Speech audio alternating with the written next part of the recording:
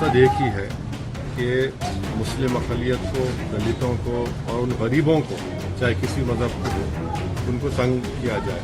तो मजलिस इसके कानून के खिलाफ थी, हमेशा इसकी मुखालिफत करते रहेगी। 2024 के लोकसभा चुनाव की तारीखों के ऐलान से ठीक पहले मोदी सरकार ने नागरिकता संशोधन अधिनियम यानी सीएए को देश भर में लागू कर दिया है। इस संबंध में सरकार ने 11 मार्च को अधिसूचना जारी कर दी। सीएए रूल जारी किए जाने के बाद अब 31 दिसंबर 2014 तक पड़ोसी देश बांग्लादेश, पाकिस्तान और अफगानिस्तान से भारत आए गैर मुस्लिम प्रवासी हिंदू, सिख, जैन, बौद्ध, पारसी और ईसाइयों को भारतीय नागरिकता दी जाएगी। सीएए लागू होने पर एआईएमआईएम अध्यक्ष असदुद्दीन ओवैसी ने सवाल उठाते हुए इसका विरोध किया है। उन्होंने कहा कि नागरिकता धर्म या राष्ट्रीयता पर आधारित नहीं होनी चाहिए। ओवैसी ने एक्स पर लिखा, आप क्रोनोलॉजी समझिए, पहले चुनाव का मौसम आएगा, फिर सीएए के नियम आएंगे। सीएए पर हमारी आपत्तियां जस की तस है। सीएए विभाजनकारी है और गोडसे की सोच पर आधारित है, जो मुसलमानों को दोयम दर्जे का नागरिक बनाना चाहता है। सताए गए किसी भी व्यक्ति को शरण दे, लेकिन नागरिकता धर्म या राष्ट्रीयता पर आधारित नहीं होनी चाहिए।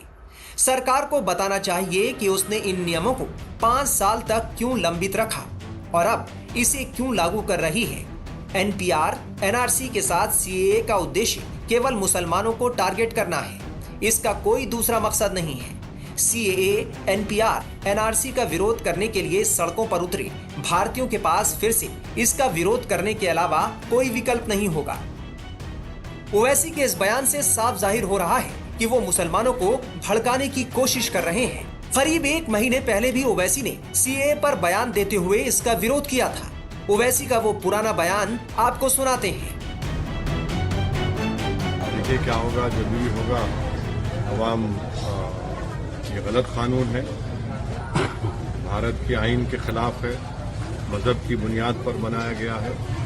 हम हरगिज़ कभी खिलाफ नहीं थे कि चाहे हिंदू, सिख हो, जो पाकिस्तान में रहते हैं, अफगानिस्तान में रहते हैं, बांग्लादेश में रहते हैं, वो आ सकते हैं हमारे वतन भारत, और लॉन्ग टर्म वीज़ा देकर एक प्रोसेस है उसका, उसके बाद उनको भारत की शरीयत भी देते हैं। मगर ये जो कानून बनाया गया, सिर्फ सीएए को आप अकेले नहीं देख सकते। सीएए को आपको एनपीआर, एनआरसी से देखने की ज़रूरत है। और ये इसका मकसद एक ही है कि मुस्लिम अक़लियत को, दलितों को और उन गरीबों को, चाहे किसी मज़हब को हो, उनको तंग किया जाए। तो मजलिस इसके कानून के खिलाफ थी, हमेशा इसकी मुखालिफत करते रहेगी। और मजलिस की नुमाइंदगी पर उस वक्त की टीआरएस की हुकूमत में हमने तेलंगाना की असम्बली में एक रेजोल्यूशन को मंजूर करवाया था कि सेंसस गवर्नमेंट कराएगी, मगर एनआरसी, एनपीआर का काम नहीं होगा। वहीं दूसरी तरफ सरकार पहले ही साफ कर चुकी है कि मुस्लिम समुदाय बिल्कुल भी चिंता ना करे। दरअसल 2019 के लोकसभा चुनाव से पहले बीजेपी ने सीएए को अपने घोषणा पत्र में शामिल किया था। इसे पार्टी ने बड़ा मुद्दा बनाया था। गृह मंत्री अमित शाह हाल ही के अपने चुनावी भाषणों में कई बार नागरिकता संशोधन कानून को लागू करने की बात कर चुके थे। उन्होंने ऐलान किया था कि लोकसभा चुनाव से पहले इसे लागू कर दिया जाएगा। अब मोदी सरकार ने इसके लिए नोटिफिकेशन जारी करते हुए इसे लागू कर दिया है। सरकार साफ कर चुकी है कि इससे मुसलमानों का कोई लेना देना नहीं है। विरोधी गलतफहमी फैला रहे हैं। Times now of Bharat digital की रिपोर्ट।